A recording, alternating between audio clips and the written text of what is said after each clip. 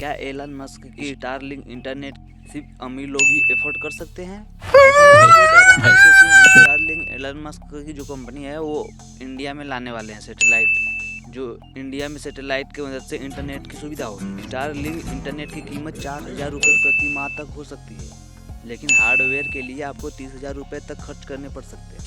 Space x के Starlink के launch के साथ भारत इंटरनेट कनेक्टिविटी के एक नए युग की शुरुआत करने जा रहा है। सैटेलाइट इंटरनेट सेवा प्रदाता के रिलायंस जियो और भारतीय एयरटेल के साथ साझेदारी के जरिए भारत बाजार में प्रवेश करने की उम्मीद है। स्टारलिंक को अपनी सेवाएं शुरू करने से पहले भारतीय सरकार से परमिशन लेनी पड़ेगी। स्टारलिंक का प्रवेश भारत के लिए विशेष रूप से महत्वपूर्ण है, जहां ग्रामीण दूरदराज के क्षेत्रों में अभी भी संघर्ष करते हैं, जबकि महानगरीय क्षेत्रों को हार्ड स्पीड फाइबर नेटवर्क का लाभ मिलता है। देश के कई हिस्से में अभी भी कम सेवा वाले हैं। उपग्रह प्रौद्योगिकी उपग्रह से अब सैटेलाइट के जरिए स्टारलिंक का लक्ष्य पारंपरिक बुनियादी ढांचे की बाधाओं को करना और अंतरिक्ष से सीधे इंटरनेट सेवाएं प्रदान करना। कितने रुपए तक हो सकती है इसकी खर्च इंटरनेट की, जो ग्रामीण ऐसे सिर्फ शहर वालों को ही ज़्यादा फायदा होगा, क्योंकि यह निकटतम देश है जहां स्टारलिंक उपलब्ध है।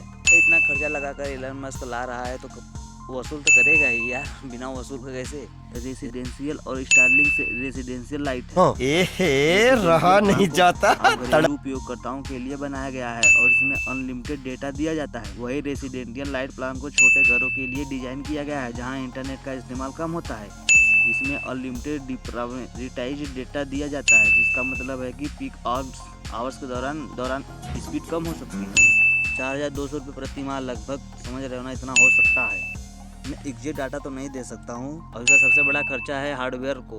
स्टारलिंक उपयोगकर्ताओं के लिए सबसे बड़ा खर्चा हार्डवेयर की लागत है। कंपनी 2 हार्डवेयर विकल्प प्रदान करती है, स्टारलिंक मिनी और स्टारलिंक स्टैंडर्ड। स्टारलिंक मिनी एक ऑप्टेड पोर्टल डिवाइस जो बैकपैक में फिट हो जाता है। इसमें एक अनवरत हार्डवेयर, वाईफाई राउटर, कम बिजली की खपत और 100 MB से अधिक की डाउनलोड गति है। हार्डवेयर के अभी बता मिनी बीटीएन के लिए 17,000 लगभग, सोच रहे हो। स्टैंडर्ड्स के लिए 33,000 बीटीएन लगभग।